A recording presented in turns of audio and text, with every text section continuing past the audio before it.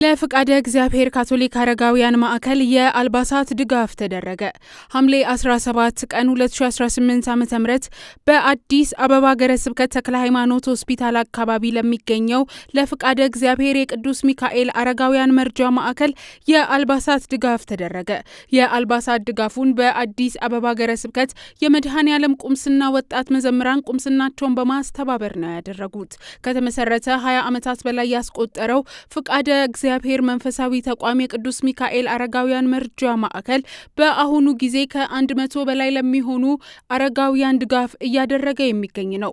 በተቋሙ ከ20 በላይ አረጋውያን ሲኖሩ በውጪ ለሚገኙትም ሌሎች አረጋውያን የምግብ አገልግሎት ይሰጣል።